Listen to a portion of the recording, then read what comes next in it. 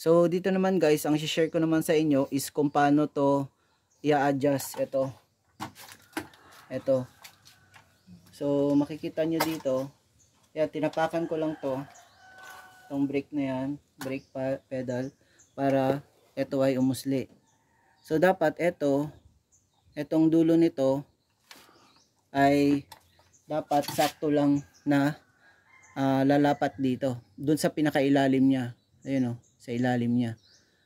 So ang ginagawa ko para talaga accurate, hindi naman accurate, close to accurate ang ginagawa ko, sinusukatan ko siya. Yan, gamit yung caliper to. So ang ginagawa ko, ini-extend ko to. Yan, ini-extend ko siya. Tapos yan.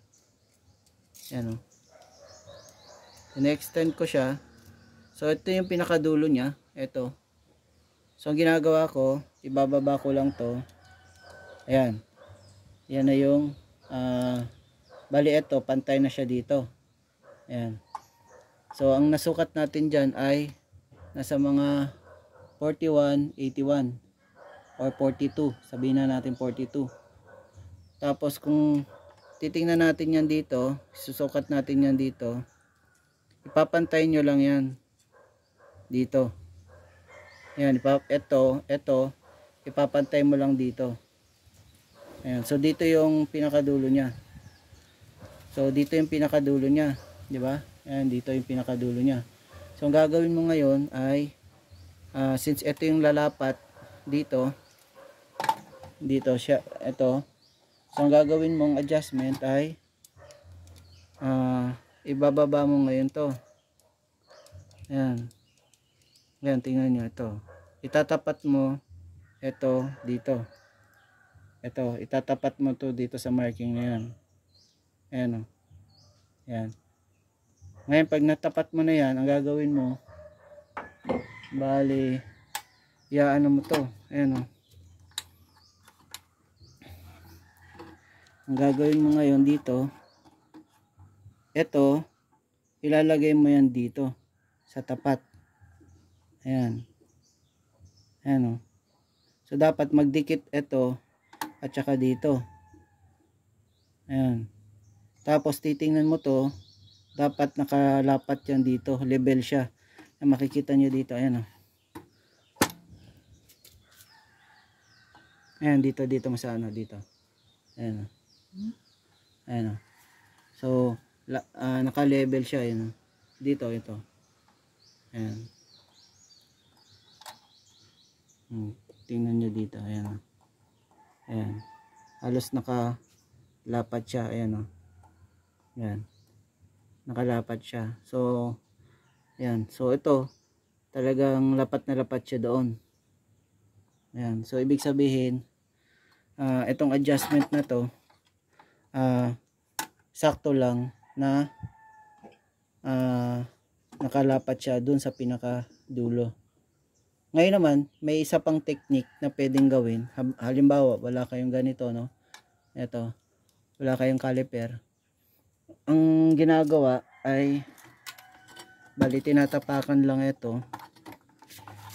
Ang ginagawa ay, tinatanggal muna ito. Ayan, tinatanggal muna ito. Ayan. Ayan, tanggalin muna natin to. Ayan. So, bali ang gagawin natin, papasok lang natin to dito. Ayan. Ayan, pasok natin. Ayan. So, since nakababa siya, ayan, maluwag o. Diba? Ngayon, ang gagawin mo ngayon ay pakikiramdaman mo. Ito. Ayan. Kung kayo, ayun o. Konting baba mo lang. Ito, konting baba mo lang. Ayan, umaangat na siya, no? Ayan o. Konting baba mo lang.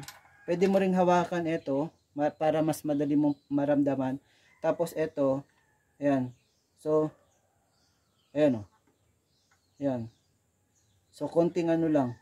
Konting tapak mo lang dito, magi-engage na.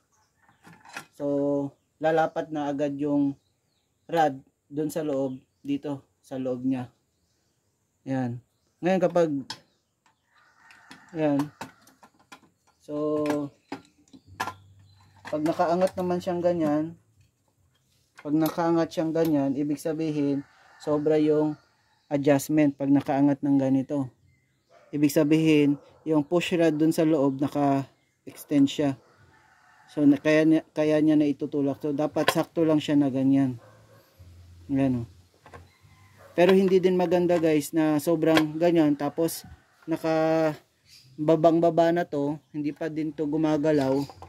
So hindi din maganda yon. So dapat ano lang, yun nga, yan, nakaganyan, tapos hawakan nyo, ayan, huwag nyo idiin, ganyan, papakiramdaman nyo naman kung kailan nag-contact tapos dito, ayan, gaganin nyo lang, ayan, ayan, ayan, so, yun, tapos, pagkatapos nun, yan, tapos, i-adjust nyo na dito, tapakan nyo, then adjust nyo na dito, ayan, gamit lang kayo ng mga 7 or 8 mm. So yun lang yun guys, salamat.